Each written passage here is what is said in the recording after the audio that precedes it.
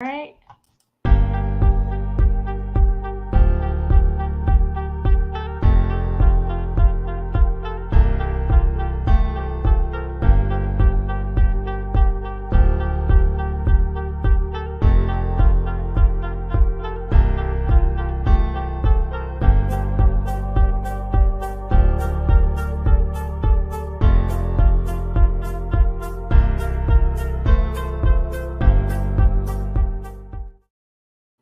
Hello, everyone, and welcome to our very first Top of Mind with Anne and Rachel.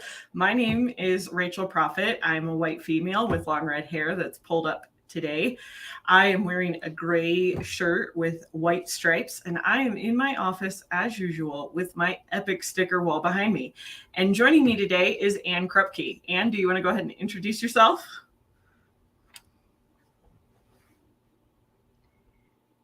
Rachel. My name is Anne Krupke. I am a white female with brown hair that's pulled up in a bun. I'm wearing a off-white sweater today, and I'm also in my office. Really excited to be trying this out today. Yeah. So I think basically the idea here is that we're just going to talk about whatever's top of mind. There's no agenda. We haven't pre-prepared anything, and it's just going to be like Rachel and Anne's banter, but you are all welcome to type questions or comments in. We love the interaction. So, Anne, what's top of mind for you?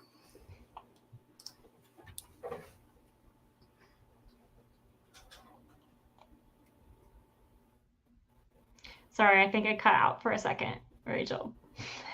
That's okay. I was just asking what's top of mind for you. Obviously, still trying to figure out this. For me, I think probably, well, I've been tech talks. I feel like I have said that word probably 50 times today alone. So do you have some tech talks planned then that you're working on? Yeah. So we, the SCM Fast Track team has been talking about what our schedule looks like for the first half of this year. And we're planning to drop a 7-part series on production in Dynamics, a 2-part series on cost accounting as a follow-up to that series you and I did last year, a tech talk on the new asset management mobile app in March, and an update on the planning optimization service, all the new things that are coming in Wave 1 2023. So just a couple, like 1 or 2, Just 1 or 2, like just the normal amount of tech talks. I think for me, like you actually brought it up, you pinged me earlier today because the sessions are open now for Summit North America. So you can go in and submit sessions. And I'm like, I feel like conference season is upon us. And I think yesterday I was on a call and reviewing submitted sessions for the Dynamics Mind conference, which is happening in May over in Europe. And at the same time that conference is happening, the Dynamics Con Live conference is happening here in the US it's in Scottsdale, Arizona, right? Yep. And Dynamics Con Live is also happening, but that's in March. That's even sooner. And so virtual. Virtual. You're right. Virtual. And so there's just all these conferences and just getting prepared and thinking about what I want to present. And, if any of our viewers have suggestions of what you want us to present about, hey, type in the chat. Cause we're just normal humans over here that have to think of stuff. So if you've thought of stuff, tell us. So that's been really, I think, top of mind for me is just like all this conference stuff. And then obviously, I think and a few people know, it's just all this work I'm doing with business processes. So it's like, I think for me, like you said, if you say tech talk one more time, for me, it's if I say business process one more time, I'm just going to be done. Like no more business processes. Yeah. Yeah, I think, well, I saw that actually kind of conference season plus business processes together. I saw that you had submitted a session for DynamicsCon Virtual called Don't Change Your, what was it called? It was something about business process. It's something catchy. It was like change the world, change the process. Yeah. And I don't think I actually even looked at like the description. I was curious what if you got that one in. We'll find out tomorrow what sessions made it in to DynamicsCon Virtual, I think, or the day after.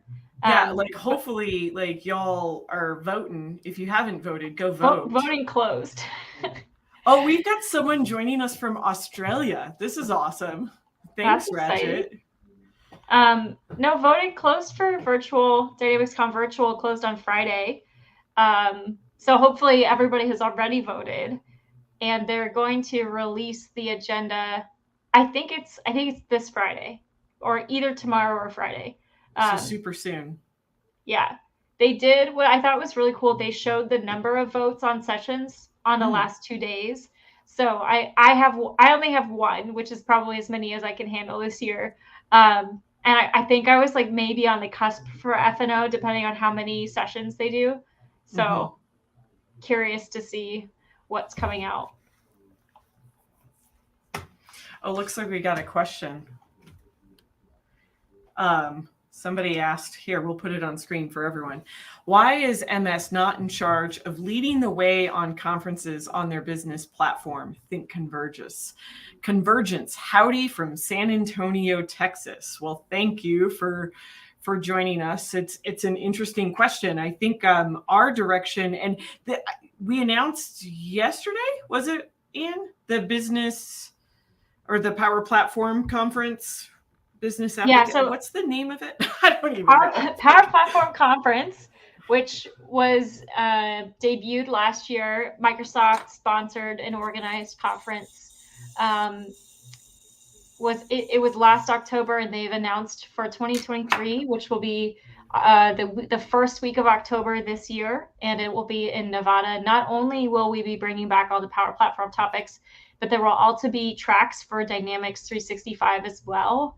And I didn't know any of this was coming until they announced it publicly. So Rachel and I, as furious advocates of the community, are reaching out to find out what that means for Dynamics. So I'm hoping that, one, we can have some really interesting sessions on how Dynamics plays well with Power Platform, but also really curious to see what that means for the Dynamics standalone sessions as well, how big it's going to be, what it's going to look like. Yeah. So I think the summary is Rachel and I definitely think that Microsoft should be involved in the community and helping drive this. And we are starting to see some more growth from that perspective. Awesome. Oh, well, we have to give a shout out to Charlie, who said hello from Florida. So hello, Charlie. But we have another great question. With the recent announcement of investments in OpenAI by Microsoft, what work is happening in Dynamics 365 F&O roadmap? Thoughts, please, and thanks. Well, I don't know for certain. I haven't had a chance. Like, the release notes all came out. So if you guys haven't seen the release notes, they were all released yesterday, the day before, this week. Something like that. Monday, maybe. I don't know. Like, all the days actually blend. Was it last week? It was last week. I don't know. Yeah, last Wednesday. All the days blend together at this point. But I haven't looked at it super close to kind of see what's going on with OpenAI and Dynamics 365 specifically. But I'm going to share an exciting idea and session submission that I'm pretty sure we're going to do. So one of my customers, I'm not going to use their name because I don't know if they want me to share their name. They're not here. So I'm not going to put them out there. But basically the idea is let's use the ChatGPT APIs along with Power Automate and Dynamics 365 master planning pull all that data together so that users can ask questions about the master planning results, such as like, why did it suggest to me to order 10,000 pounds of sugar? I don't have enough space for that, like, or whatever. But the basic idea is like, where I think we're kind of thinking that we're going to put a session together around this, and we're going to try to build it ourselves and do a presentation on it at one of these upcoming conferences. So definitely something to keep an eye out on. I'm sure some of our product teams are looking at how to uptake it, but we tend to, our engineering cycles, as probably most of you know, are pretty long. We announce twice a year what our plans are, and so hopefully, I think we'll see in the next wave some groups starting to uptake some of the greatness that's there. Yeah. Unless, Anne, do you know of anything specifically that's going to use it? I don't. No, nothing that we've published, but I've heard talks about it in like the warehousing space. How can we leverage AI to improve warehousing experience? And I think there are a lot of potential applications. I just don't know that we have a solid roadmap or commitment to what those are going to be. Personally, I think what's really interesting is how could AI help us have better implementations? Like, could AI help consultants implement Dynamics or help customers implement Dynamics? And I've seen a lot of LinkedIn posts about people asking chat GPT questions and kind of pointing out how it's cool looking, but the substance maybe isn't there yet, which is why I personally think it's going to be like a long while before AI steals our jobs, if it even does. But I think it kind of, the potential there, if we can have a lot of the, process points, if we can find a way to get all that documentation and knowledge that's in the community accessible by ChatGPT or a similar AI tool, I think there's a huge application there for not just our software itself, but our implementation of it. Yeah. Like, imagine if you could implement a full ERP in like a week. That would be amazing. That would be amazing. I mean, like, let's maybe crawl first though before we like are sprinting. Holy cow! 6 months, wow. 3 months, something like that. I know. Get a dream big, Rachel, and then well, I think it's great to dream big. I've got some big dreams. But Charlie here has another question. So let's see if we can maybe try to attack this one. So top of mind, proactive quality updates. Are any other partners having challenges managing these alongside custom code, hot fixes, etc., alongside the ALM of testing expectations? It's a great question. I mean, I know that I have a few customers that, have already taken the proactive quality updates. One of my customers actually texted me, I think it was 2 weekends ago, because they actually had a planned update, like with software changes that they were doing in the same window that the proactive quality updates were going to get applied. And he texted me, he's like, I just wanted to let you know that this whole proactive quality update thing went super, super smooth. They didn't have any issues or any extra downtime. So I think, it's, I think the idea behind proactive quality updates is that it's not any of the major releases. It's just the hot fixes in the release you already have. So in theory, it shouldn't require like big, long testing cycles for these to be applied.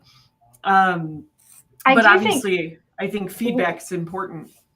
One area where I've seen concerns here is for highly regulated customers. So, for example, customers who have FDA validation, any change that's made to their system gets an extra level of testing. So, I don't know where we've landed with it, but I do know that there have been a few customers in that area, especially, who have raised concerns about proactive quality updates. But I agree with you, Rachel, that in general, they are a good thing. Yeah. So Charlie responded back in. He says, my challenge is with customers who do not have testing protocols in place. Certainly, if you don't have any kind of testing protocol, like any kind of update is going to be a challenge. Obviously, from a fast track and a success by design standpoint, like we're constantly preaching that you need to have a testing strategy in place. I think pushing your customers and helping them to create testing strategies that work for their business is key. But we also know that that's not, as easily done as like us just saying, oh, you should have one. Well, yeah, great. But it might be a good topic that we could deep dive into in like maybe a future session. But I do think there's a number of tech talks out there as well. They might be a little bit older, but I don't know. I know I said if I have to say tech talk one more time, I'll scream. But I think one of the other things, Rachel, you and I have been talking about is that these aren't necessarily super new struggles that our customer have. Proactive quality updates are new, but testing protocols are definitely not. And we have the fast track team has created a lot of content to help guide implementations, and sometimes it gets lost because it's a couple years old, but we need to think about how we can surface our other content better. Yeah. But actually, I just answered but wait, my own there's question. more. The fast track implementation portal is in public preview for anybody, right? Mm-hmm. So I actually just set that up for a customer today. And because I've actually never used the portal before. So I finally got in and got to see it. And that's one of the ways that we are working to surface more of this content directly to customers. And the fast track portal is for anyone implementing Dynamics, right? I mean, long term. I'm not sure. I missed the Let's Learn on it. I'm still catching up, but I think it's exciting at least that we'll have a better way to surface. So yeah, like you said, it is still in preview. Yeah, but if you log in, like you said, and go it's to not a project, GA yet, it'll show but it you is relevant. in preview. Yeah. Guidance. So I think my internet's a little slow, maybe. And that library of guidance is constantly growing. That's like me and my like business processes. If we say business process one more time, like Rachel might lose her mind, but it's good. I'm excited about it. Like it's just, sometimes you need to look at something different. Ratchet says, I love the epic sticker wall behind you. Can you share a closer look of it in your next video on your channel, Dynamics Unboxed? We're waiting for the, thank you. Thank you for pointing out my inadequacy of posting videos on my YouTube channel. Absolutely. And I've been meaning to post it for like years now, and I just haven't gotten around to it. But I actually have a making of the sticker wall time-lapse video that I plan to put up on my YouTube channel for people to see. A little bit of background for you about the sticker wall if you didn't know. So the sticker wall started at the last in-person Ignite before COVID. So it was like 2019. So I was there in attendance. I went around to every booth and collected every sticker, and I came home with like 300 stickers, and I didn't know what to do with them. So I put them in a box and they sat there. And then when COVID hit and we all went on lockdown, the very first weekend of lockdown, I was like, maybe I'll do something with my stickers. And I was like, I know what I can do. I'll get some whiteboards and I'll stick all the stickers on the whiteboard, and then I can put the whiteboards, like screw them to the wall. So the sticker wall has grown significantly. You can't even see a third of it, I don't think, in the video shot here today. But yes, also sneak peek teaser for you. I did a series of videos as well with John, and I don't want to mispronounce his last name, so I'm just going to say W. He's a manufacturing expert, and we did a 7-part series that we actually recorded last year. all about production scrap. So I've got all the videos. I need to edit them and get them published. So those will be coming soon. And I do hope to kind of get back in a regular rhythm this year. I think health and well-being have been of top priority for me in the last several months. So just kind of been focusing on me a little bit, but I hope to get back to it. So thank you. And thank you for all your support. Well, what else, Anne? We still have like 10 minutes we can banter here.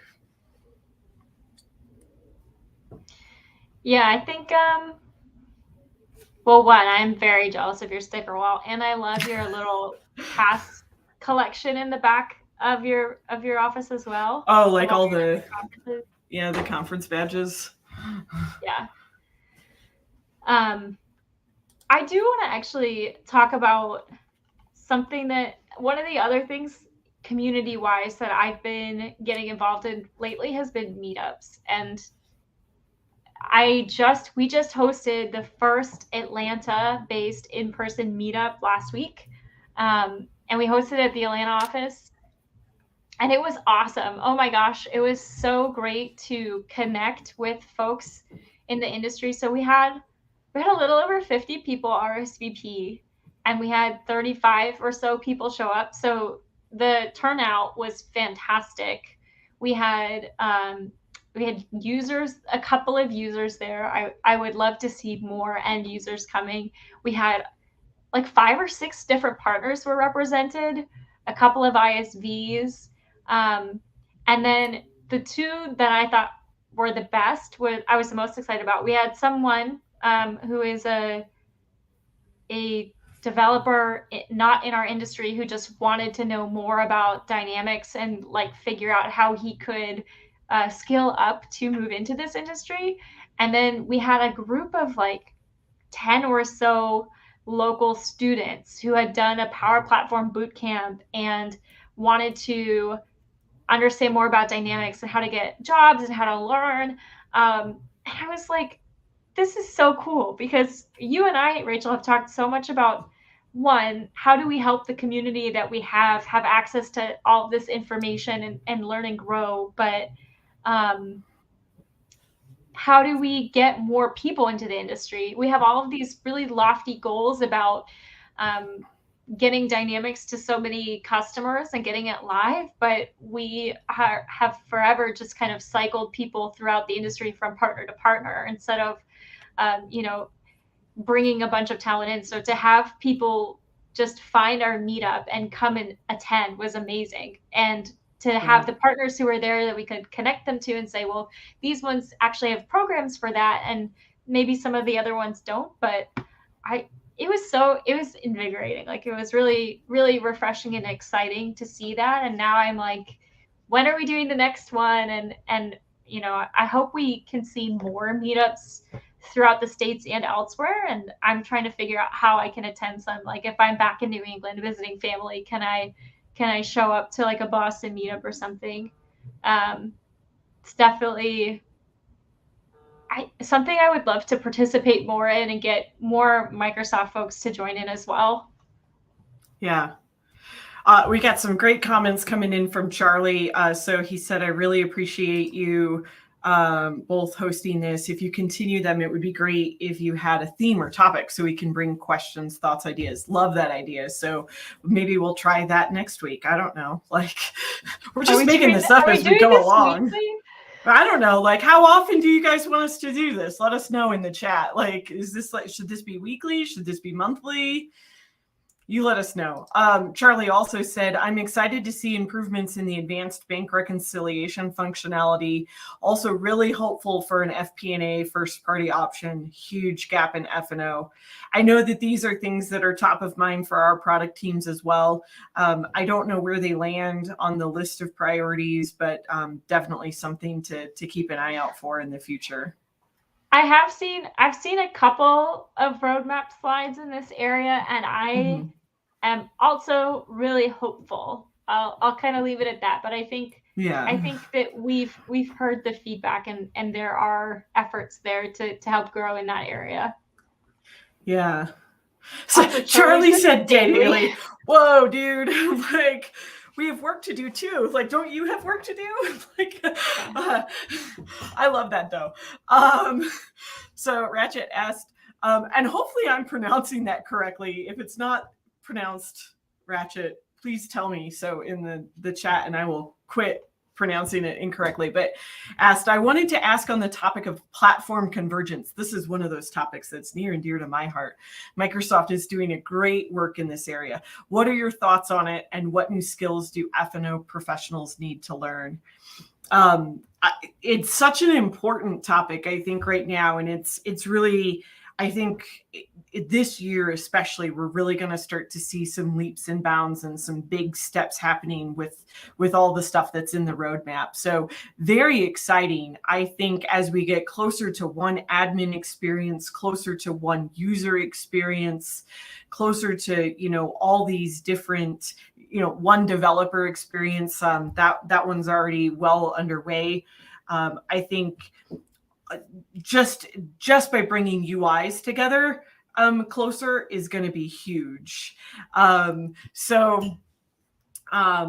think when I think about new skills that F&O professionals need to learn, if you haven't already uptaken the Power Platform and learned about Power Apps and Power Automate and the ALM story that goes along with the Power Platform in Dataverse, I would say it's a must. If you don't know what dual write is and how to use it, if you don't know what virtual entities are, how to leverage them, when to leverage them, that's where I think I would really focus your efforts as an F&O professional, to really upskill and make sure that you're able to take advantage of all of this goodness in the Power Platform. I don't know, Anne, do you have anything you want to add to that? No, I agree with you. I think that the best thing is having that basic Power Platform toolkit, because I think one of the things that's kind of hit home for me the most since coming to Microsoft and getting a little bit more exposure to the product team is software development is slow, right? Best case scenario is always Microsoft builds it for us and supports it all. And I do think there's lots of things we can do that will impact a lot of customers, and we are doing that, but it's not fast. And the beauty of Power Apps is that you can have a fast solution to real problems, and I think that's what a lot of customers need right now. Like, I went to the Gartner Supply Chain Symposium last year, which is just like a big conference for supply chain players and people who have supply chain softwares. And a lot of the feedback was like, I don't want to wait. Even the length of implementing an ERP is too long to fix problems that I have now. Like, think of COVID supply chain disruptions, and all of the resilient supply chain plays. And I think that's why you've seen some of the investment from Microsoft has gone into these third-party additional solutions like IOM, Supply Chain Center, and things like that. So that being said, we're always going to need ERPs. So F&O professionals will always just be needed for what they already know. But the flexibility and the rapid deployment aspect of Power Apps is so powerful, that having that is, I think, is a great skill set. And personally speaking, I've played around with Power Apps. And I think the hardest thing for me is always figuring out what we need. I work really well in F&O because it's got rules. We've got these parameters, and this is exactly how it works. And you just have to figure out how to fit inside the box so that the customer's requirements are met. And with Power Apps, it's wide open. You know, you can solve a problem infinite ways. And I don't know, Rachel, if you've probably got more experience, definitely got more experience with Power Platform than I do, but I'd be curious if that was your experience or how it's been for you trying to use Power Platform to solve problems? Yeah, I mean, I think I get what you're saying about like there's infinite ways to solve a problem. I think the thing for me, like coming from a slightly technical background and like trying to do this no code, low code thing, I think sometimes I actually struggle because I'm making things harder than they are. um, it's like I feel like I could do this in Excel in like 2 minutes. Like, why can't I figure out how to like write the same exact formula in Power Automate with, Power FX, or Power Apps with Power FX. So I think for me, that's like sometimes it's like connecting the dots of what I already know with this kind of new way of thinking is maybe where I struggle with it. But I can see I would say like I always think outside of the box because I didn't know there was a box. Like that's kind of one of my sayings. Like, well, like I didn't know. Like, so that's not where I struggle, but I get where like other people might. For me, it's just like that translation of like what I already know to this language, this way of doing things in the Power Platform. So well, we're at the half-hour mark, and that was our goal, was to come on here and banter for half an hour. We hope that you all enjoyed your time with us today. We love that you all came and asked questions. We're going to do it again, unless, Anne, are we not doing it again? No, I'll definitely do this. We're doing it again. Next week, and the first person who puts a topic in, that will be our topic for next week. The first person who gives us one just gets it. Yeah. So type we fast. will pick a topic. See you tomorrow. See you tomorrow. I love that. So, yeah, thanks for tuning in, and we'll see you next time on Top of Mind with Rachel and Anne. Bye, all. Thank you.